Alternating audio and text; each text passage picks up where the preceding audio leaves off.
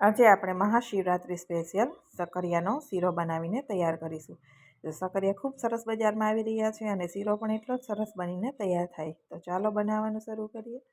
અહીંયા મેં 500 ગ્રામ સકરિયા લીધા છે, જેને પાણીમાં થોડી વાર માટે પલાળી અને એકદમ સરસ રીતે ધોઈ અને લૂછી લીધા હતા, કેમ કે સકરિયામાં માટીનું પ્રમાણ ખૂબ હોય છે.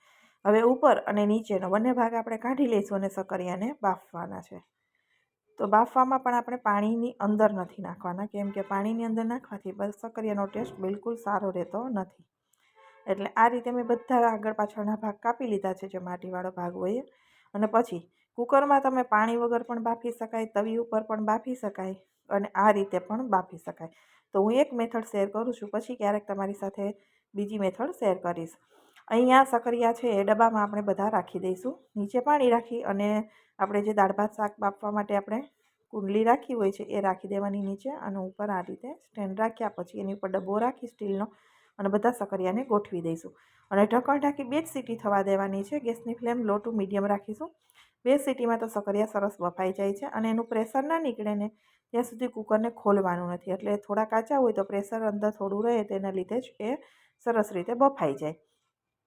હવે સીટી થઈ ગઈ છે 2. ગેસની ફ્લેમ હું ઓફ કરી દઉં છું અને અહીંયા આપણે કેસરવાળું દૂધ તૈયાર કરીશું. બિલકુલ ઓપ્શનલ છે. કેસર તમારે શીરામાં વાપરવું હોય તો જ નાખવાનું, નહીં તો તમે સ્કીપ પણ કરી શકો છો. હવે અહીંયા અડધા કપ જેટલું દૂધ આપણે વાટકીની અંદર નાખી અને કેસરને મિક્સ કરી દઈશું. તો કેસરનો સ્વાદ છે ને એ થોડો અલગ આવતો હોય છે સકરિયાના શીરામાં. તો ઘણા લોકોને માટી જેવો સ્વાદ લાગે ને તો એ ના પાડે કે ના ખવાય. તમને જો પસંદ હોય તો કેસર નાખવાનું, નહીં તો તમારે ખાલી દૂધનો ઉપયોગ કરવાનો. હવે અહીંયા તમે જોશો પ્રેશર નીકળ્યા પછી આપણે કુકરને ખોલ્યું છે ને તો સકરિયા એકદમ સરસ રીતે બફાઈ ગયા છે, એટલે મતલબ ફાટી ગયા છે. એટલે આ રીતે પાણી એની અંદર જતું નથી, ડબ્બો કોરો જ રહે છે અને સકરિયા બફવાથી સકરિયાનો ટેસ્ટ એકદમ સરસ એવો જળવાઈ રહે છે. અને થોડા ગરમ હોય ને આછા ત્યાં જ છાલ ઉખેડી લેવાની, નહીંતર પછી હાથમાં એ બહુ ચોટે છે બટેટાની જેમ જ. એટલે સકરિયાની છાલ થોડા ગરમ હોય ને ત્યાં સરસ રીતે નીકળી જાય છે.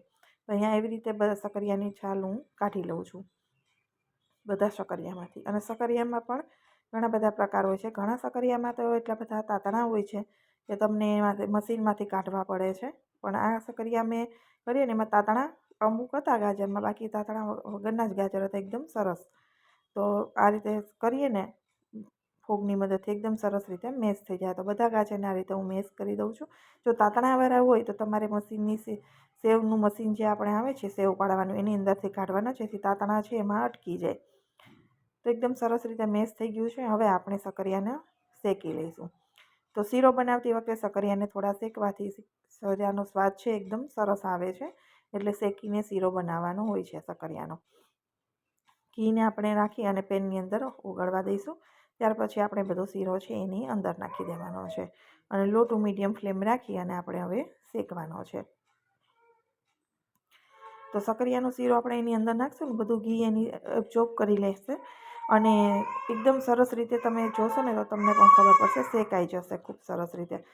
અને શેકવાની સુગંધ પણ સરસ આવતી હોય છે, ઘીની સુગંધ આવે. તો થોડી વાર માટે આમાં કોઈ કલર ચેન્જ કરવાનો કે એવું નથી. તમે જોવો છો અત્યારે એબ્ઝોર્બ કરી લીધું છે બધું જ ઘી અને પેનને પણ છોડી દીધી છે. આ રીતે ચોટતો નથી.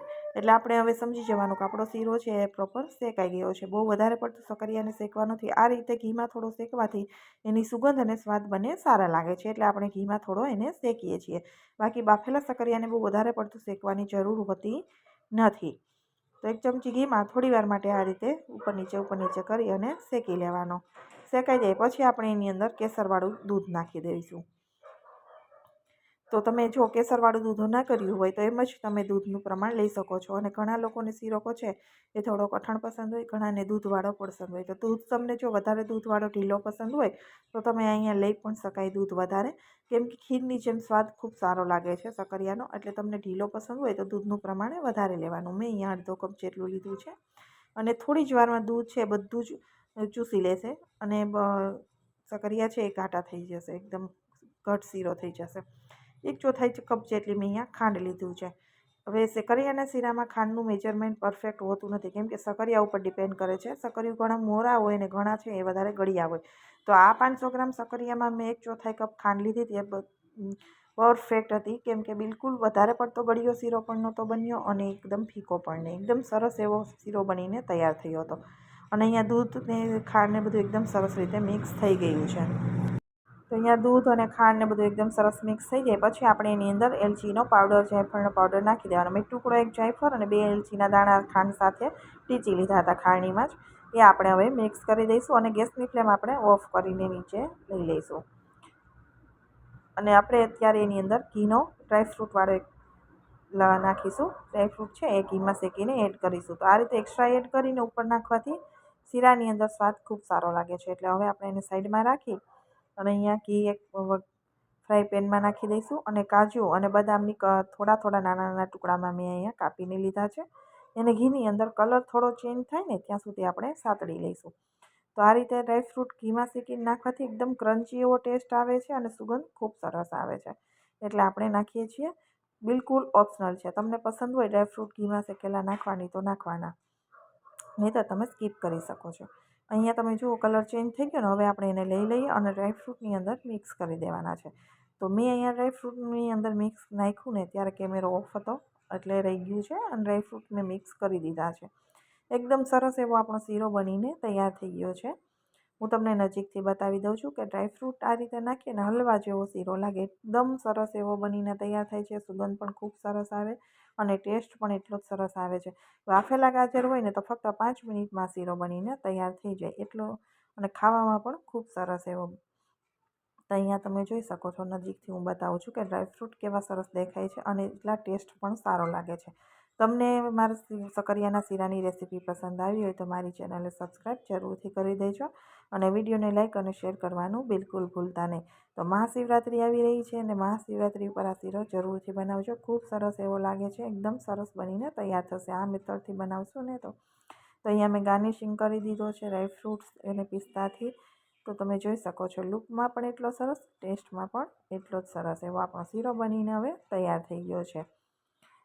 તો હું તમને બતાવી દઉં છું અહીંયા નજીકથી પણ. ફરી મળીશું આવા જ નવા વિડીયો સાથે. Bye bye, take care.